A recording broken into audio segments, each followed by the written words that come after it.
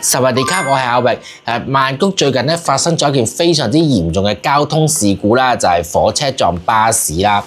咁啊，發生地點咧就係 Makassar 呢一個地方啦，正就係咧機鐵站下邊啊，咁一個非常之繁忙，亦都好多香港人好熟悉嘅地方啦。咁所以呢件事咧個關注度咧就更加高咗一層啦。因為我而家咧上緊泰文班咧，就係上新聞嘅班啊，咁所以咧就會比較多接觸到泰國呢邊咧對呢單事故咧嘅一啲嘅新聞嘅，咁所以咧就想趁呢個機會咧，咁除咗吃喝玩樂啦之外咧，都可以講翻一啲個人感想啦，對呢件事啊，或者我聽到嘅翻嚟嘅嘢啦，因為我唔知道香港有報導得幾多啦，咁可能香港有報導就係話發生咗咁嘅事，咁但係咧好多後繼嘅嘢咧，我就唔知香港有冇去跟進得去講啦，咁所以咧就想趁呢個時間咧，就同大家咧講一講究竟仲有啲咩事發生啦。件事由16號發生到今日咧，就已經4至5日啦。咁啊，政府方面咧，當然就有好多嘅官員啦，會出嚟講。首先件事咧就調查緊，發生緊成件事係點樣啦。最初係話覺得火車司機同埋巴士司機都係有問題嘅，咁但係咧普遍嘅泰國民眾都覺得巴士係問題比較大嘅，因為嗰個係火車軌啊嘛，你巴士點解會停咗喺嗰度咧？雖然你話塞車啫，咁但係 suppose 嗰個係鐵路範圍，你有火車嚟緊係唔應該有車停喺度噶嘛，咁但係停咗喺度喎，咁就好多車都停喺度喎，咁樣，咁當然啦，到後來啦，咁越揭越多火車司機冇牌啦，制服都冇着過啦，佢聲稱開車之前嘅10日咧係有吸毒啦，佢亦都自己有吸毒嘅習慣啦，亦都有吸毒嘅案底啦。事發嗰陣時咧，佢竟然離開咗駕駛室啦。咁另外咧，仲有一個咧叫做發信號嘅人啦，咁佢就自稱話佢發過信號啦，咁但係司機又話唔知道啦。好多羅生門事件發生啦，咁啊一團糟啦，越刮就越多問題發生啦。咁經過咗幾日之後啦，咁政府人員咧就嗱聲咧去講一啲嘅措施出嚟啦。咁其實咧我就覺得真係好正啊啲措施咧。咁啊主要咧係有2-3個啦。第一咧呢個總理咧就有講啦。知道件事之後咧即刻諗咗個方法咧，係點樣解決咧？掘隧道喎，哇好正啊！呢一個方法咧掘隧道，即係諗下 Makassar 嗰個範圍啦，咁有四邊噶嘛，即係嗰個勁十字路口嚇已經勁多車啦。咁而家講緊係話佢勁塞車啊嘛，點解停咗喺嗰個火車軌上面咧？就因為塞緊車，其實走唔到啊嘛。不過你走到都冇用啦，你走到之後咧，下一架車又會走出嚟噶嘛。咁大家都可能有睇過一啲嘅影片，就係咧，就算咧有嗰個閘咧落咗之後咧，啲電單車都呼咁樣走過嘅啫嘛，係唔理咁。就算啲火車嚟緊咧未到啊嘛，架電單車都呼咁樣走咗啦。咁啊嗰個問題就係，就算你落咗閘咧，都係唔會，即係你架巴士就算過咗啊，唔塞車過咗後邊架車咧，都係會停噶啦嚇。咁啊咁啱呢架巴士就停喺度啦。咁就話掘隧道喎，咁好喎個方法。Makassar 嗰度再過啲就係阿叔啦，阿叔咧下邊咧就有 MRT 咧，已經係地底㗎啦，係應該地下鐵咧係過緊，即係嗰度已經有地下鐵嘅隧道㗎啦嚇。再揾地方去掘隧道啦。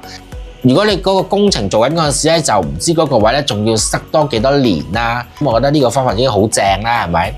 好啦，咁啊除咗呢個總理咧呢個方法啦，就交通部咧亦都有一啲好好嘅方法啦，就係咧試行3個月咧就唔俾火車進入曼谷嘅中心地帶啊，咁即係阿叔呢一個範圍啦，禁止佢哋入去啦。咁好嘅方法，當然梗係要讚啦，係咪？好啦，咁啊，但係咧，大家泰國人啦就會平時翻工咧都係會搭火車翻工嘅，咁啊可能經過阿叔咁樣之後就翻工啦。而家你停咗唔俾佢入呢一度喎，好啦，咁大家就諗啦，咁點算咧？咁啊，交通部嘅官員就話啦，可以咧就而家主張咧就係話咧停喺某一個站啦嚇，因為嗰個站名大家都唔會去噶啦，喺嗰度停咗，跟住咧就大家住機鐵啦、巴士啦咁樣翻工嘅，好好啊！大家市民就係諗咧，咁我要幾多點起身咧？究竟啊，同埋咧因為佢哋翻工搭火車咧，其實3匹咗緊啊嘛，好平好平。咁如果你咁樣咧，去到嗰個站，跟住再轉車，又再轉車嘅話咧，咁人哋翻工嘅成本咧，搭車嘅車費咧，隨之而就會增加啦。咁一日就要來回啦，就時間同埋金錢啦。咁啊，相信交通部咧都係冇去諗太多啊，因為佢為咗解決呢個方法，所以諗咗個好好嘅方法咧，就係咧唔俾火車入嗰個曼谷嗰個範圍啦。仲有一樣嘢咧，我又唔係好明白咧。原來咧咁耐以嚟咧，火車行到去嗰一帶之前係要慢慢停嘅喎。就因為前面咧有車，所以咧架火車要停，要等前面嘅車咧過晒啦、清晒啦，架火車先可以繼續行。咁問題就係，咦，其實個火車軌一直好似有線嘅喎，一直都有。咁你有嗰個欄杆就係話，架火車就嚟啦，大家係應該要疏散，唔可以再喺嗰個 area。嗰架火車係快噶嘛，係個衝力係勁噶嘛，咁就應該讓架火車行先噶嘛。咦？乜原來架火車預見到嗰度塞緊車噶啦，架火車首先要去到嗰個位咧就要停。咁奇怪嘅，點解？呢樣係我唔好明嘅事咯。咁啊，你話載客嘅火車唔俾入啦，咁啊始終仲有載貨嘅火車噶嘛，咁又點算呢？咁亦都咧有另外一個解決方法咧，就係咧送貨嘅火車咧就可以由夜晚10點到凌晨4點鐘6個鐘頭咧就可以咧進入曼谷嘅呢個中心點範圍。原因係乜嘢呢？原因咧就係10點鐘之後咧，好多人咧就已經返咗屋企啦，咁市面上咧就少車啦，咁咧就可以咧大咁樣減低同樣類型嘅事情發生好正啊！因為咧，本來火車咧送貨嘅火車啦，話點都好啦，都係咧其實全日24小時咧都會運作噶嘛，即係可能你由南部去北部咁樣送貨啦。你而家咧就變咗夜晚10點至凌晨4點咧，即係6個鐘頭，即係24小時嘅工作咧，變咗6個鐘頭去做啦。都諗得幾詳盡喎，我覺得好會解決個方法啦，好正啊！真係覺得泰國啲官員咧，好好啊，真係。咁啊，我聽完以上嘅方法啦，咁我除咗讚，我都唔知仲有啲咩可以講啦。咁啊，今日咧就睇到另外一個新聞咧，就係前泰國鐵路局局長啦，前喎。咁通常咧離任之後嘅人咧講啲嘢就會另外一番嘅意見嘅。咁佢就話啦，而家成件事最大嘅問題咧就係第一啦，大家唔守秩序啦；第二啦，人為嘅失誤啦。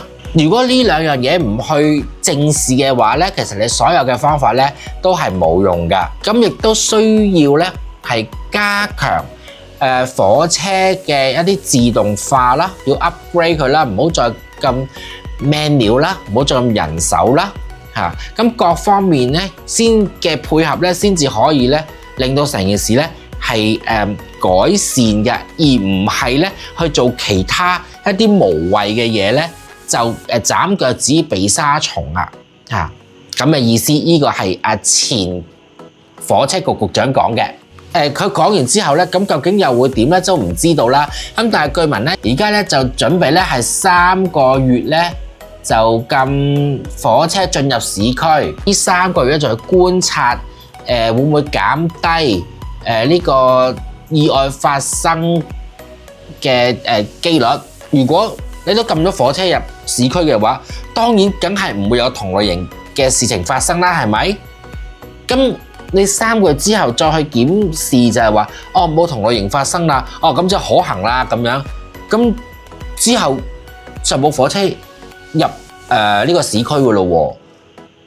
咁好好咯，咁你都唔俾入咯，就梗係唔會有啦，係咪？咁你唔會有嘅話，咁咪真係哇呢個方法 good 非常好，係咪？你由呢一度想去呢一度，中間係曼谷市區嘅話咧，你要停㗎啦，你要咧喺一個站落咗，跟住就轉機鐵，跟住就再喺呢一度咧就再向另外一邊走咁樣，所有嘢好正咯，我覺得呢個原來官員。即係你個人工咁高，諗嘅嘢真係又唔同啲嘅喎，真係好正嘅喎。係啦，咁件事發生咗之後咧，你唔好以為咧泰國人咧會驚咗喎。發生咗件事嘅第二日之後咧，都有呢個閉路電視咧係影到咧同樣嘅地點咧，係同樣有另外一架巴士咧，又係停咗喺度啦，因為塞車停咗喺度啦，係好似冇事發生過咁樣啦。亦都有一個嘅電單車司機啦。咁喺鐵路範圍喎，泊低咗架車，跟住就劈埋喺一邊屙尿啦，屙完尿啦，咁跟住翻去攞翻架車嗰陣時咧，有火車咧就衝過啦，就撞到佢啦，咁而家咧就昏迷緊啦。咁你嗰個唔係火車範圍嘅咩？唔係火車軌範圍嘅咩？應該可以咁容易進入嘅？咁呢啲咪就係前泰國火車局局長講嘅就係。你根本啲人就唔守規矩，輕視冇理過啊，所有嘢都冇理過啊！呢個才是一個仲核心嘅問題嚟噶嘛。咁你唔去解決，就淨係話唔俾火車入去啦，咁就冇事，咁就覺得冇事噶啦咁樣。係咯。咁究竟呢個方法係點樣呢？咁大家就拭目以待啦。睇下個事情又發展到去邊一度啦。我就想同大家去分享下。呢一啲或者可能喺香港嘅傳媒咧，未必會再去跟進或再講嘅一啲少少嘅事啦咁樣。咁今次嘅分享就到呢度為止啦。中意嘅朋友記得 comment、share 同埋 subscribe 埋我嘅 channel。下條片再見，拜拜。